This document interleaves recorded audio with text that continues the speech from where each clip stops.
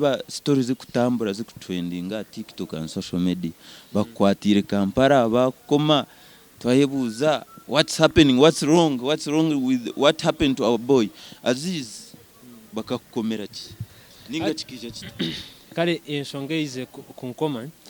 I had a surprise muri Kampala Luzila aho abutabika henyine hati bakahina nabasibe Luzila of course ati nyowe mbwen nkani nzano omino gishunju cyanta kukimanya ati kunikire hariya abutabika manyo kwinkwika mwanya banza ukwata clip eri kwereka ati niko mwanya ogwe mbone kora ki nyaye kamera ndandika all right Aziz Mbarara boys and butabika haniyo mu Luzila muri Kampala mbani nchikwata anti hari to security guards baye bariye nyuma gate biza bankaba kandi obina beni shooting ebye nyine nkani shooting a gate abanyaru bazaro.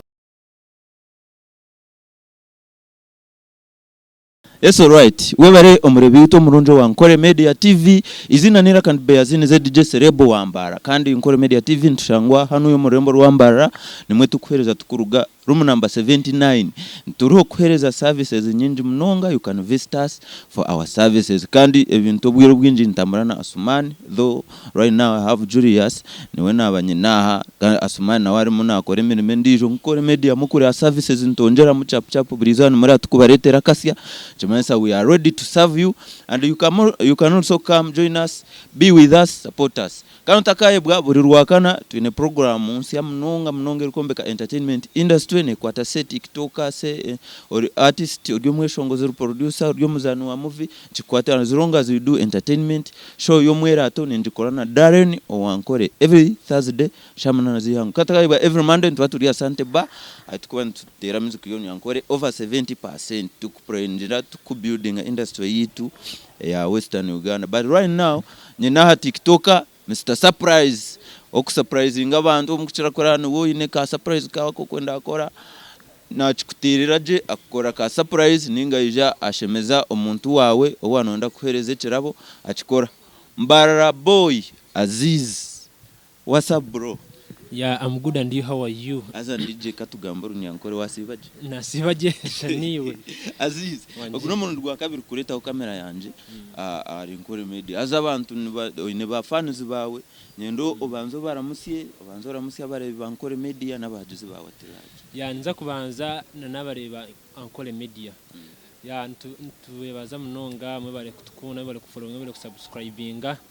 Nshuma TikTok abantu banje ba TikTok nimbakunda munonga nimbaramusya nyonkanya Aziz Mbarara boy nkamanya karaka slogan kimchaka all right Aziz Mbarara boy rizo ndia Ankole Media we get you. Yes kandi tu Ankole Media nitujangu feel Ankole abakutureba cyo tugamba Aziz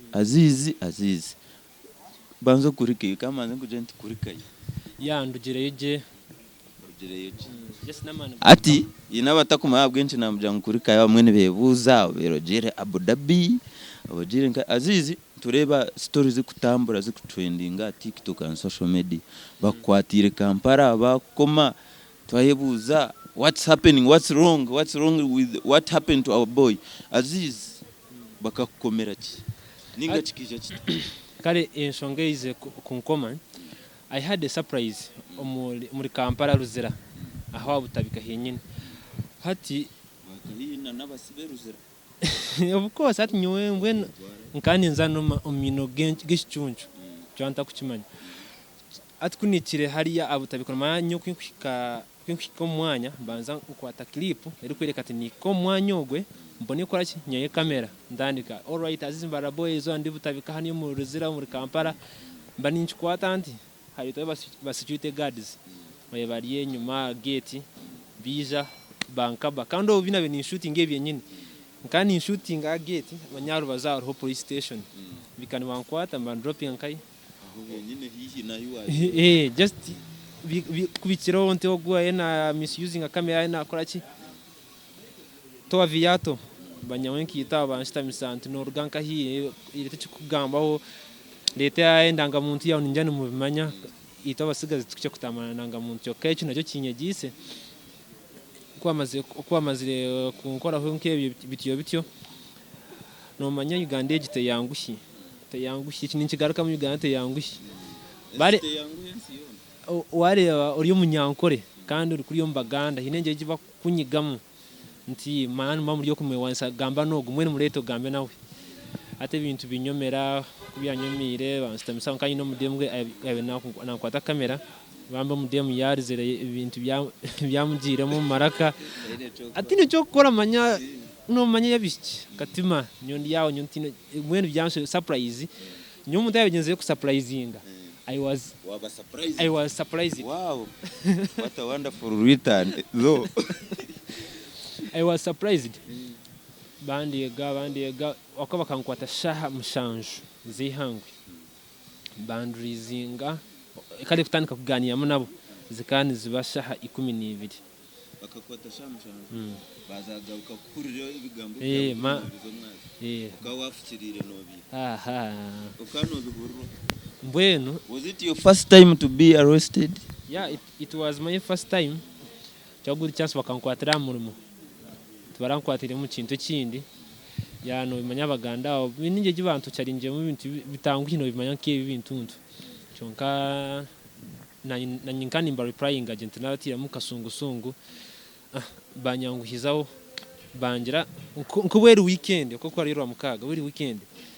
Ito funacyo watufunirayo. Obujulizo buri yakamera kwahine kamera ziziri ya gate babushangure nyubande bande kurengende uzike nyine surprise yo muntu bembanya na reto butwa omunankiye jo mbarire bandisa keki yo muntu meno ibintu nyine bakaja ngo bazo jigifa na batire ekeli nke yanje namaze na rya keki na testinga ibintu bine nyine babona kunde kula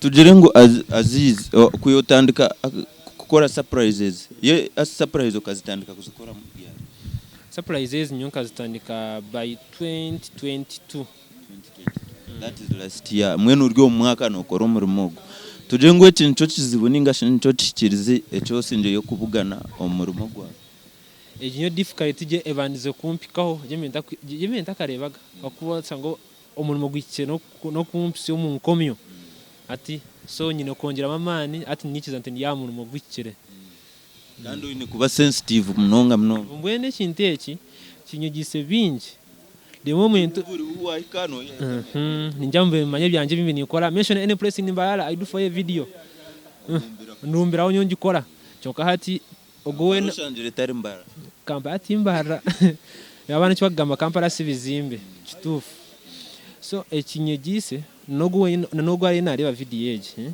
bantu waza gukora video omwanya gona either wiza hanya santaba banzo sabe abakwatanaho akara bakamabaho bakweze permission o shooting a video aho kuba ebintu yanyu bikuhenda ni benke byanje mbwe nanye kuri 20 mu kunati nchiriyo kuri nchiriyo so Mbarara boy ningashi Aziz Mr Surprise TikToker kandi nakora ibintu by'amana wa TikTok nore akajikwata ya Jeff Ganawa ni wetu inaherizo kandi umufunzi ecatuma namuronda ninga namufuna no kwenda kumanya ekibiro ni akubana hatito abamwito atakamanyire ngo warujireyo wachereba konka uko kuja wagamba n'abantu bankore media they know that they are boys out of sales now ukija warugayo utawagumiza mu surprise wanje twara ninga wa byakoma kuna maze kutaya akasente kina benyine munanye bande kura nagenda ibintu nabisayo